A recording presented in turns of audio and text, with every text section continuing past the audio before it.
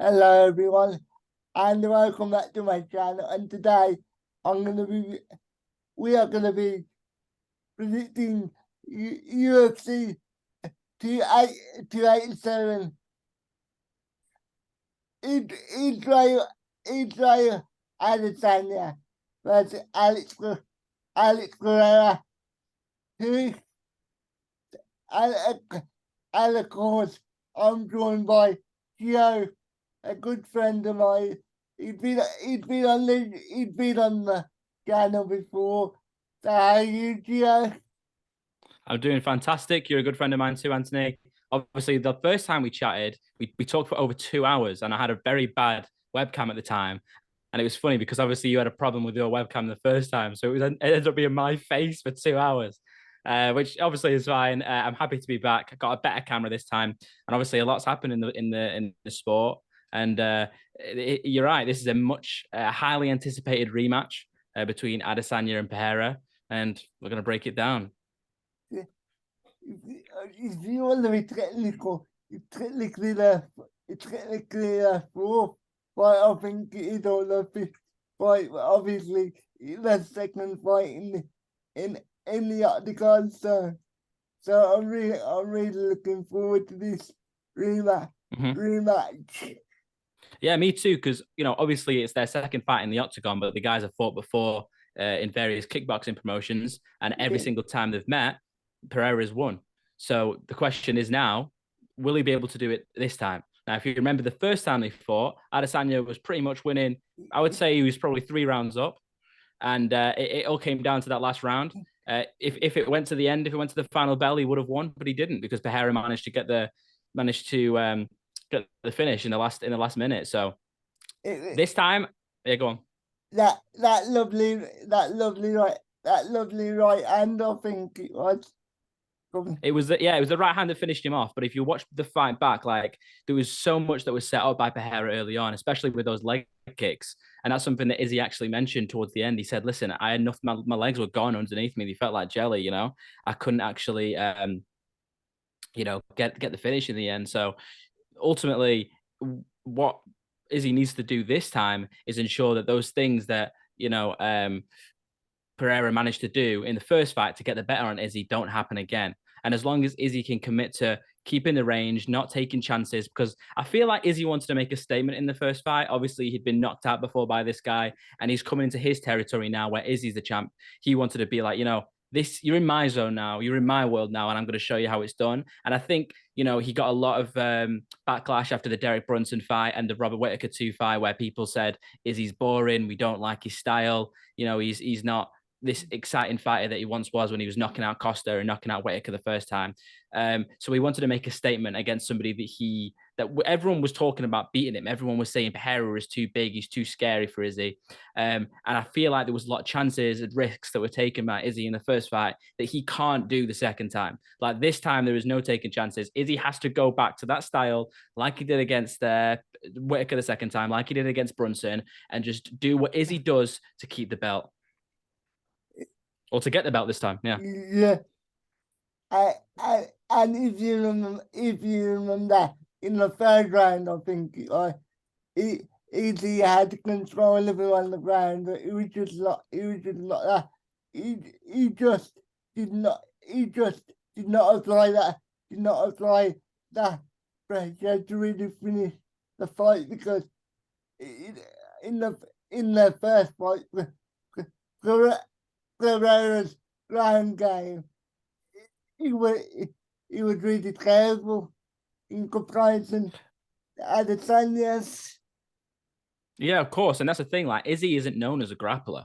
Like, everyone tries to take Izzy down, and he usually will be able to stuff takedowns, get back to the feet, and get back to where he has the advantage. Whereas against Pereira, his clear weakness is grappling. So that is why, the likes of Vittori, the likes of Whittaker, who Yeah, have good wrestling fundamentals, are looking at Pereira, licking their lips, thinking, I want a piece of that because I know that I can exploit that weakness much better than Izzy can. Because as you just said correctly, like in the third round, Adesanya did have those wrestling advantages over Pereira. So going into this next fight, will we see a more grappling focused approach from Izzy. I personally don't think he's going to do that because ultimately he's never won a fight by doing that. I would imagine going into this fight, Pereira's ground game would have improved significantly because if we can see if we can see Pereira's ground game is really flawed at best, then obviously coaches will be able to see that, and I would imagine they would have taken significant steps to improve Pereira's ground game.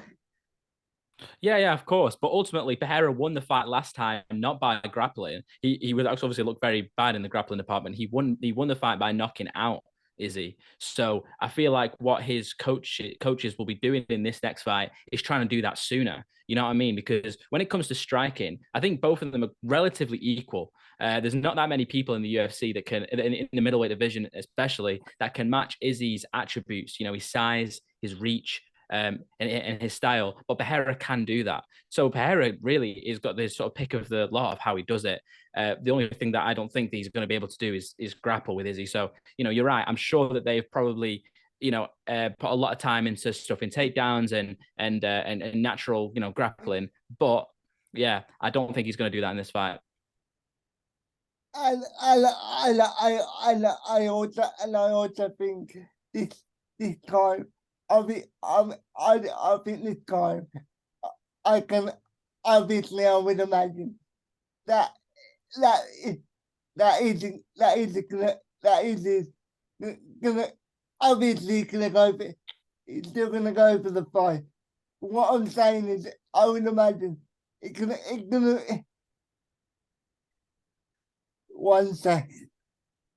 No worries. What I'm trying to say is I imagine I don't want to say pragmatic style, but you know what I mean. Like it's gonna be really conservative. Like I imagine he won't take any obscene risks. If you know what I mean. I completely agree with you because ultimately, when Izzy takes risk in the past, they managed to pay off. But in this fight, in the last fight against Pereira, it didn't. And it wasn't just that last mistake that he made in the last few minutes, you know, where he was backed up against the fence. That was Pereira's game plan working throughout. So Pereira obviously took a lot of shots and he was almost out of there at the end of the first round. You know, give Izzy his credit. He took a big risk in that moment and it paid off. He almost had him out. You know, if that round lasted 5 more seconds, he probably would have got a stoppage over Pereira, but it didn't. And Pereira managed to build those leg kicks up over the course of the 5 rounds until the very end when Izzy's legs were gone from underneath him and he had nothing else to do but to just stand there against the octagon and take those shots. And eventually, I believe it was Mark Goddard or Hipdean, whoever it was, jumped in and called it off. So I don't think he can take those chances. And I think there's a lot of things that he needs to do to be more, smart and keep him at range, check those legs, make sure that he's not landing those kicks as much as on to the legs as much. And just try and play it safe because I do want to see Izzy finally get one over on Pereira and get that belt back. I I I I I said him on review at the time. I said him on review at the time. It's like it's like his bogey fighter, isn't it? Like, there's certain people, no matter what sport it is, that you just never been able to beat. And so far, it looked like Pereira's is his bogey fighter. Completely. I mean, you're absolutely right. I mean, every single sport he's followed him and he's beaten him. And at this point, it's the top of the mountain. You know what I mean? This is the where Izzy looked the most dominant. People were talking about him being in the pound for pound number 1 spot before this fight. If you beat Pereira, would that give him justification to be pound for pound number 1? We've got to remember, Izzy cleared out the division and he wanted to move up to light heavyweight. He was there going, I've dominated this division. I want to go and get another belt. And we were seeing Izzy as this dominant champion that had all these accolades and everyone loved him and he had this great style. And then this guy, this bogeyman, comes out of nowhere. Seemingly, he only had like 3 fights to win a UFC title, I believe, which is insane, and beat the guy that had been beaten. He's beaten multiple times throughout his career. when he's at his best, when he's at his most dominant. This isn't an Izzy that's past the block. This isn't an outdated Izzy. This is a prime Israel Adesanya that Alex Pereira managed to go in there and beat him when he was at his prime. And Pereira looks dangerous, and also he causes problems for anybody in the middleweight division. Anybody. So I as much as I'm sure Vittori and these other fighters like Whitaker and Costa and people like that look at Pereira and see flaws, I think he gives anyone problems, and that's obviously because he's given Adesanya problems throughout his entire career. As you said, as you quite rightly pointed out earlier, you can take him down. You might be able to take Pereira down, but you have to get close enough in order to take him down. And at reach, Pereira's a strong fighter at reach, obviously, and obviously got lethal. So it's all well and good. It's all well and good thinking. I just need to take him down, but if you can't get close enough, then obviously it's a flawed argument. Yeah, exactly. And that's the thing. Like these other fighters don't know exactly how they would match up against Pereira. Whereas Izzy has won rounds against Pereira. He did in the first fight. He was winning the fight. That last round was looking good for Izzy until that moment of oh shit at the end where he was on the octagon and he obviously got knocked out. So yeah, I can't imagine Izzy at any point during the next fight goes and tries to shoot for a takedown. I mean, potentially, but I think it would be something that maybe comes later on if he realizes that he's losing in the striking department. I feel like Izzy would have worked closely with his team and understood, realized like what he can do to have that striking advantage over Pereira. And I feel like, yeah, it's going to be a close fight again, but I do think that Izzy will win if he plays it safe. I wonder about Izzy's mindset coming into this fight. Obviously, you've lost to the guy every time he faced him, pretty much. So obviously that could have a bad mental effect on him. Like obviously he's never gonna go out and say. But I do wonder internally, is he having any trepidation or something like that? I think that's something we haven't touched on yet, and you're right to bring that up. I mean, that is going to be playing on the back of Izzy's mind as soon as that first bell goes. Like this guy knocked me out the last time I was in the octagon with him, and maybe he's going to be a bit more apprehensive and allow Pereira to sort of dominate the fight. Similarly, in a way, you could argue how Leon Edwards was, how Kamaru Usman was against Leon Edwards. It wasn't the Usman that we're used to seeing when they last fought a couple of weeks ago at the O2. Usman was a little bit more standoffish, and he allowed Edwards to fight his fight because probably what was running, through the camp, through fight week, and even until they were in the octagon, this guy had knocked me out the last time in the exact same round. So I'm sure Izzy's going to be thinking about that, and hopefully he's able to either use that in order to give him the strength and power mentally to be able to go, listen, I'm going to put my mark on this record now and say I can beat this guy, because that's the question that everyone's got because of the past, because of the way that it finished the last time. It didn't just beat him on points, like he knocked him out, you know. So it's either going to fuel him or it's either going to be something that plagues on him in the back of his mind. I would like to think with the way that Izzy is, he doesn't usually let things get to him. Hence why he took the fight in the first place, because obviously he rised the rankings, but it was Izzy's choice, I believe, to bring Pereira to the pedestal and say, listen, I want to make a statement with this guy.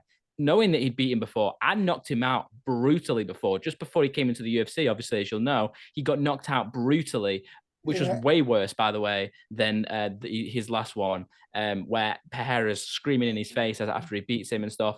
That would have been playing on his mind too. So naturally, we haven't really seen the data in Adesanya's career so far to suggest that these bad knockouts that he's experienced have plagued him going into these fights. However, he's done it twice now. So that might be the difference, because as you said, this guy is the bogeyman for Izzy. And I imagine this will be highly unlikely, but could Pereira come in overconfident and make a vital mistake? You know, because when you beat somebody 4 times, you're naturally gonna have a confidence about the fight, aren't you? And and that Mm. and that confidence could be could be could be a obviously could be a bad thing for Pereira. I mean, I doubt it, but you never know, do you? Exactly. I mean, that's a very good point. We haven't really seen before Pereira get, what's the word I'm looking for? Sort of like comfortable in a fight where he knows he's going to beat the person. And obviously, he'd beaten Izzy 3 times before or twice before they fought last time. So he definitely took him seriously in that fight. And I believe, and also you got to remember as well, that was the first time I believe they fought in MMA. So now they've had 5 rounds together. I'm sure that Pereira has gone and studied that fight, the first fight, as well. Obviously, Izzy will have done as well, to understand what he did right and what he did wrong. Because Pereira doesn't strike me as the kind of guy that goes, "Well, it worked the first time. If it's broken, don't fix it." So for Oh, me, I don't think he's going to take him easy. I think he's going to be as focused as he ever is. I mean, I know it's highly unlikely that he will take him lightly, but you never know. Just one slight little error, and then it can always change, can't it? Exactly. And we obviously know from the Whitaker 1 fight that Izzy is great at setting traps up for people and luring people into traps. Also, many times during the Gastelum fight, Izzy was setting traps for Yeah, Gastelum and allowing him to come in, catching him, knocking him down, yeah, things like that. So we know that Izzy does things with the way that he throws feints, the way that he uses kicks, the way that he will throw big kicks to the body and things like that. He'll systematically break you down and lure you into traps where he has the advantage. And he did that in the first fight. You know what I mean? He did it not just in the first fight, but in the first round. At the end of the first round, as we've spoke about, he almost had him out of there. So if he manages to do that multiple times in the second fight, then potentially, as you say, he could catch him and he could knock him out. So yeah. Pereira can't make mistakes. He can't make mistakes. Going back to the first fight quickly, in round 1, I think it was round 1 when Izzy got the knockdown. Yeah, you think Mm-hmm. I personally think that probably that in hindsight that's probably one of the worst things that could happen. But Izzy, I think I think that that could have given him a slight thought in the mind. They could have been an easy fight. Well, not an easy fight, but you know what I mean. I know what you Like mean, yeah. like he could take his foot off the gas in the late rounds, and especially after the third round, where he dominated you on the ground for majority of that round. Mm-hmm. So, Yeah, I completely agree. so, so I think in this fight, I think it'll be a lot more cagey in this fight. To be honest, if we if we do see a decisive knockout or even a submission, even though it's highly unlikely, I think it'll be the later rounds.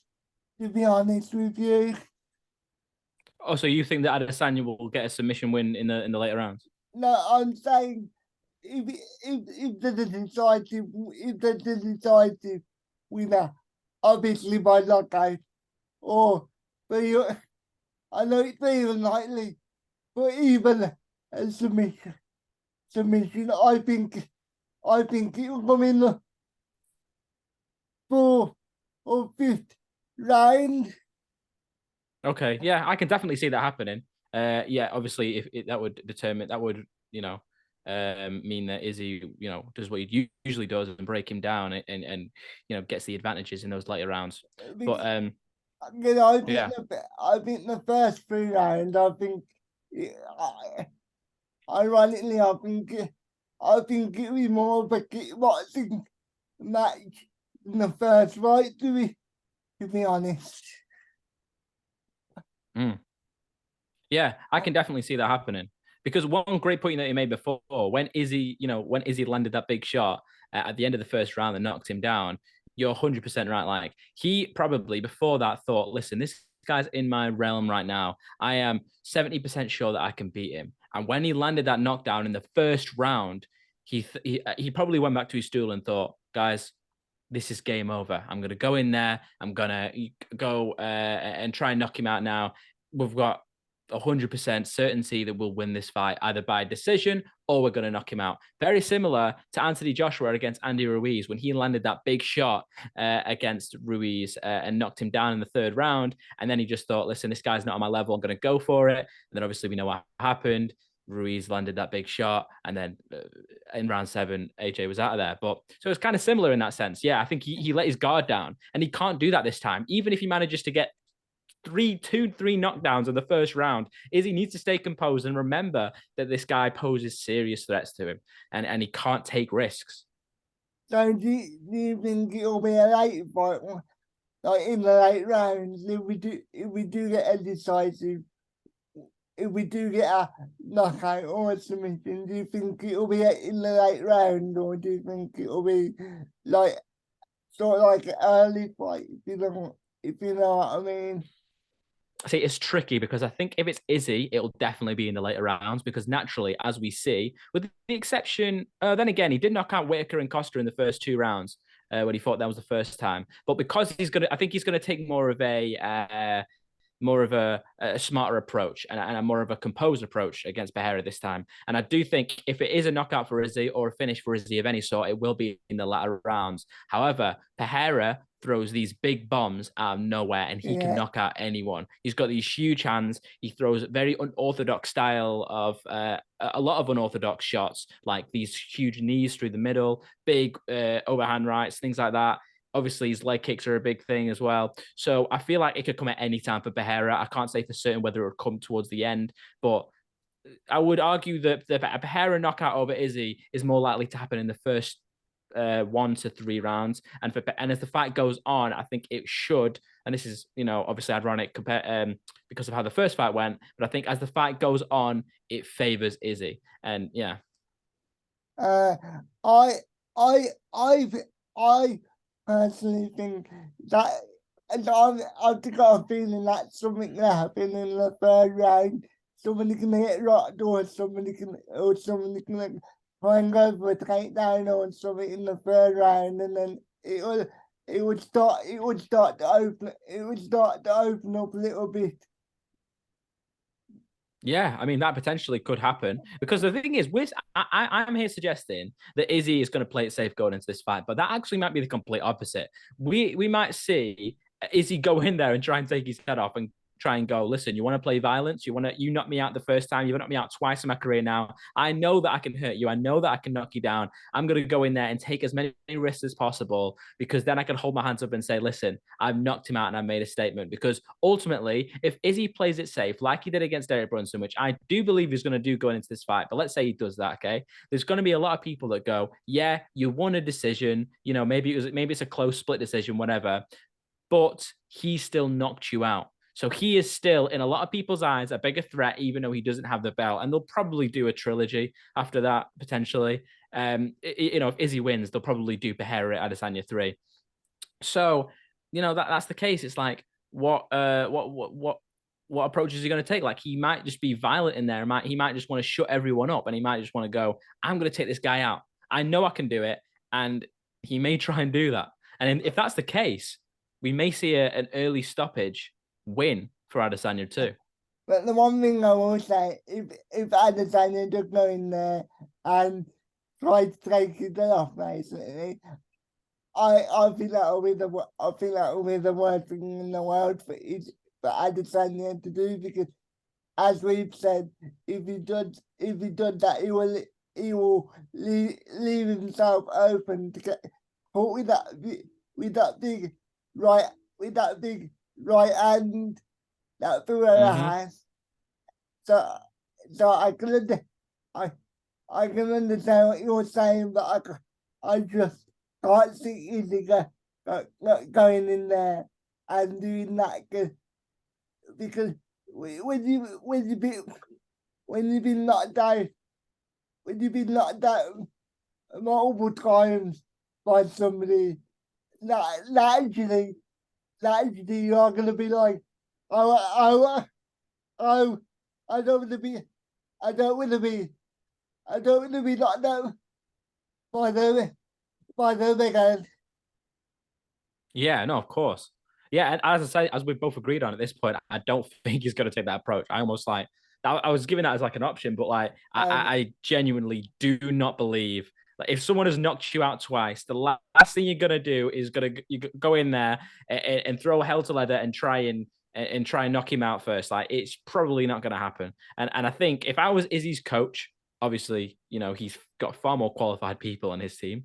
I would be saying to Izzy, listen, like you were against with Brunson, like you were with Whitaker the second time. Just play it, Vittori the second time. Just play it safe, man. Just play it safe. Win the rounds. Just try and outbox him, you know, and win and get that belt back. And then we can, you know, forget about Pereira for a while and he can go off and fight somebody. But hopefully he can go and fight somebody with good wrestling that's going to take him down and submit him. Let's say that. I would not be saying, listen, we've got to take this guy out, you know? I if don't think I don't think that's a good approach. if if you don't get them out, like I can see I can see teams saying let's prolong the rematch for as long as we can. So hopefully somebody beats him.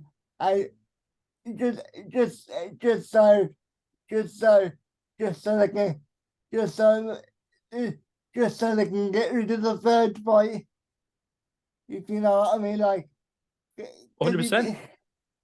we're seeing boxing all the time. Obviously, boxing is a lot more political, but somebody loses the bout, and we all think they can have an immediate rematch. But obviously, sometimes fight can lose 2 fights in the trot, and then the third, and then the and then the rematch doesn't always happen.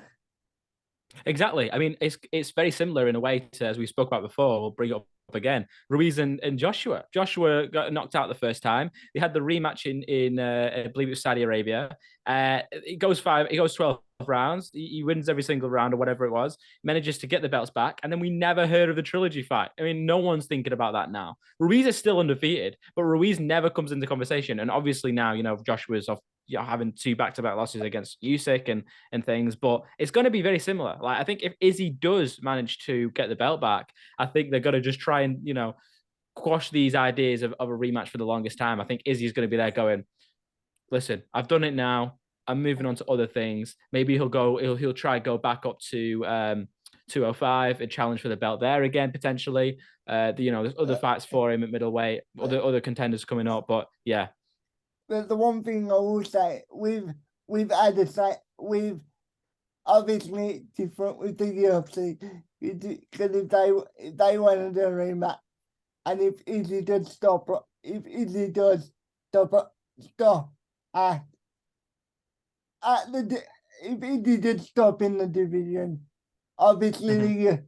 the UFC the UFC as a company are gonna try and push to that point, aren't they?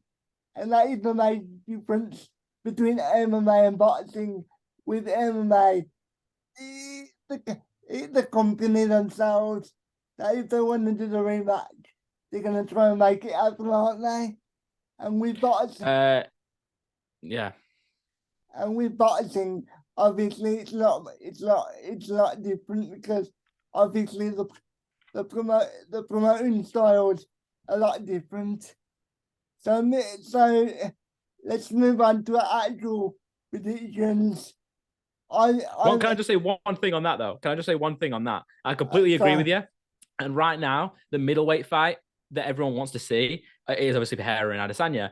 However, when that fight finishes, if Adesanya wins, then obviously that's the big fight to make would be, Pereira and Adesanya, as you say, because that's the most exciting fight that people want to see again they'll make the trilogy, unless the one factor in that puzzle that might prevent that from happening is Hamzat Shemaev. Because in my opinion, if Izzy beats Pereira, then potentially the UFC might go, okay, we'll do Adesanya versus Hamzat, and then it could be a different fight. But you are right. I mean, you can't escape, these big fights in the UFC in the same way you can in boxing. You're completely right, though. Dana will probably make that fight happen. but if it ends in the 5 round duration, I can see them saying, okay, we'll move on to, as you said, Kamaya versus the winner. But if it ends by the scorecards, I can see them saying, oh, we run it back. We will run it back for the third one, especially if there's a bad decision, as we saw last weekend. Oh gosh, yeah, completely. I couldn't agree more. I think you've hit the nail on the head. Yeah, that's exactly right. So my official prediction is, I I'm leaning more to I'm leaning more to Adesanya in the late round or by decision. Okay, cool. Yeah, my prediction is Israel Adesanya will win by unanimous decision, and I think it's going to be a close fight like it was last time. And I think potentially it's going to be 3-2 to Izzy, and yeah, unanimously. And hopefully we get to see Izzy win that belt Would again, you, because I do love Izzy as a champ. But then again, if Pereira does win, I think there's a lot of exciting fights that get made in the middleweight division, similarly to how we've seen in the welterweight division with Leon now being the champion. There's so many exciting fights people are talking about. Colby versus Leon, Bilal versus Leon, Hamzat versus Leon, all these different people. It just opens the kind of worms in a way. So yeah, it would be exciting either way. I personally really like Izzy, and I really want to see him get the redemption, finally beat the guy as you described him, the bogeyman, and win the belt again. That's all I'd want. So yeah, Izzy decision. like, do you think it'll be a legit unanimous decision, or do you think it'll be a bullshit unanimous decision? I would hope it would be a legit one. The last thing I want is a robbery. You know what I mean? The last thing I would want is like Izzy to lose like four rounds, and then he just gets like a split decision win at the end. I hate it when it happens in the UFC. We don't see it that often. Obviously, we get the odd judge that just like is clearly not watching the fight, as you said, like last week with Cheeto and Sanhagen. Like that one fight that had Cheeto winning. I had no idea what they were watching, but hopefully all the judges aren't on the phones. They're watching the fight and they're accurately scoring, because we want to know for sure who the winner is. We don't want, oh, well, whenever Izzy did something, there was a big cheer, so therefore we're going to give this round to him. No, Izzy needs to win these rounds. And let's not forget, when you're fighting the champion, you've got to take the belt from them. You need to prove why you are the champion. Yeah, like, right back, right back last weekend, just quickly. I gave Sandhagen, I gave him at least 4 rounds. At least he could argue he won all five, to be honest. But I gave him four at least. I agree. Yeah, I gave Santagan every round except from the third round. I feel like Cheeto did enough in the third round to argue a win. And in my opinion, when watching it live, there was a few big shots landed from Cheeto, and I thought, you know what, I think you've done enough here to win this round. But ultimately, Sandhagen is massively underrated. People look over him sometimes because of the loss of TJ, because of the very quick, emphatic loss to the current champ, Aljamain Sterling. But Sandhagen is a beast, man, and I think he causes problems for a lot of people in that division, as we've seen against Cheeto. But then again, Cheeto had a great win against Dominic Cruz. Obviously, he had a questionable win against Sean O'Malley.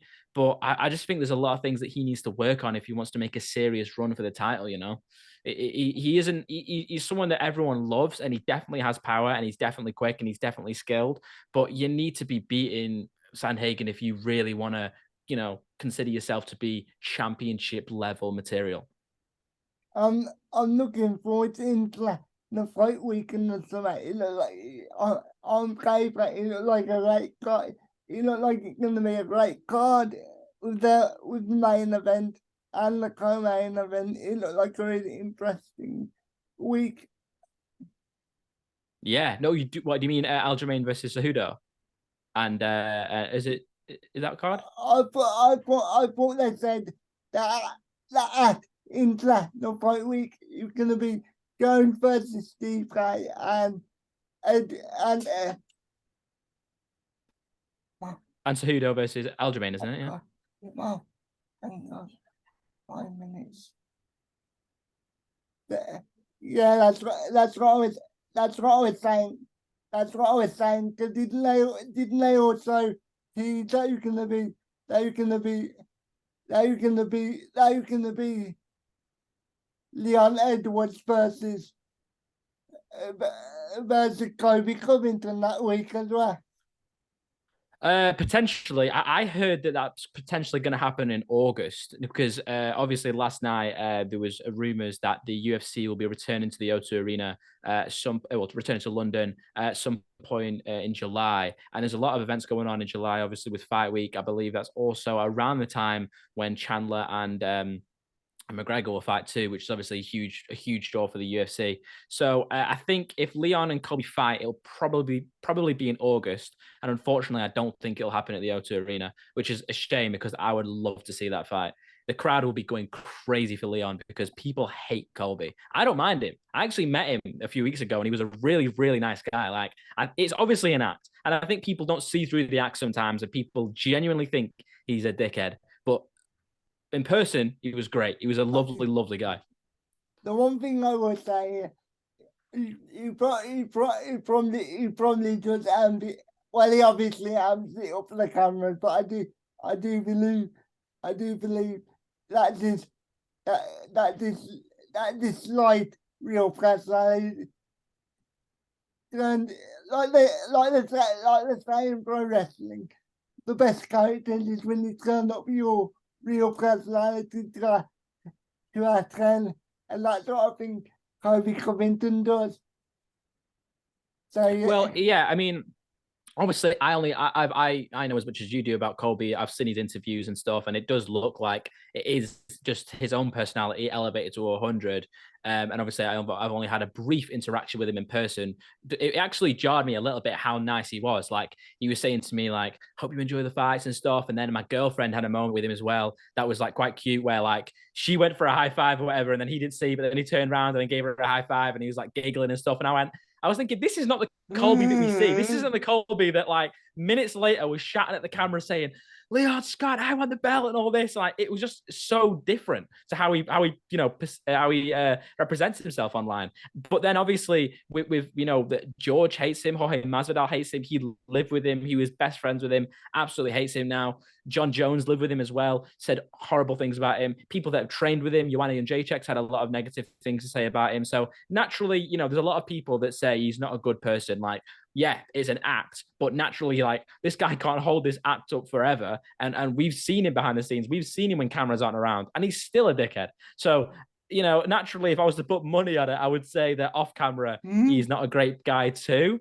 But I do think that, as you say correctly with like pro wrestling, like, he's definitely got his own personality and his own ways about him that he just turns up for the camera. But yeah, I would love to see the fight though, and obviously there's a big debate going on at the moment. Like, Colby doesn't deserve the fight. Colby doesn't deserve the fight. But the UFC, it's a pay-per-view based system, and they want as many people as possible to watch the fights. And I think more people would be interested in watching Leon versus Colby than they would be to watch Leon versus Burns, Leon versus Bilal. The only exception is Masvidal, but Masvidal has to get through Burns in order to make that fight.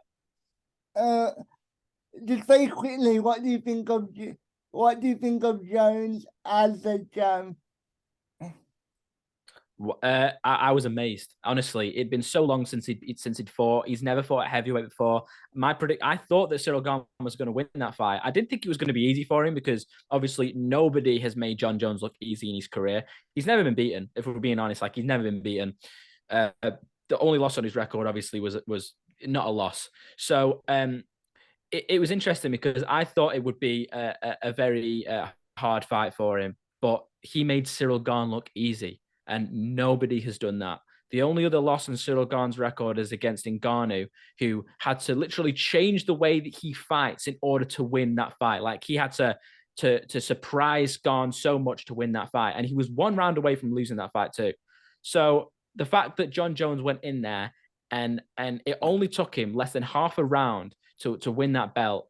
I mean, he causes problems for anybody in that heavyweight division. And now that Ngannou's not there, now that the hardest hitting person of all time in human history is no longer in the UFC, I think we're in the John Jones heavyweight era right now. And I think it's going to be a long time before anybody takes that belt off him. And I can tell you this right now, Stipe is not doing that. Stipe is not taking that belt off Jones.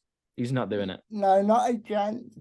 I'm looking forward to when Tom Aspinall returns, to be honest. I think he's one of the few heavyweights that can compete with Jones on the ground, to be honest.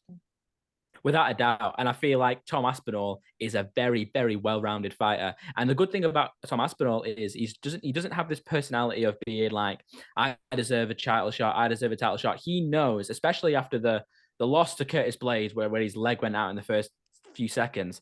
He knows, and he said this on the UFC London Fight Week, he's got a few more, maybe 2 or 3 more fights before he can go and challenge John Jones. He does believe in himself that he can beat John Jones, but he knows that he has to deserve that title shot. And if you look at what he's done so far, I mean, he's only been in the UFC for a relatively short time, but he has finished monsters, people that give problems to a lot of people, you know? The way that Uh, he dealt with Volkov, no one's done that. No one has done that to Volkov. okay, mate. We're gonna have to leave it there because my dinner's literally done, so we're gonna have to leave it there. Thank No you for problem, bro. thank you for coming on, mate. Sorry for the schedule inconvenience. No, it's fine. Anytime, honestly. Listen, I love talking about fighting. So whenever you want to just jump on and speak about a future UFC card or whatever, I'm always here to do that. No problem, man. If you ever want to come on and talk about boxing or anything like that, I'm happy to.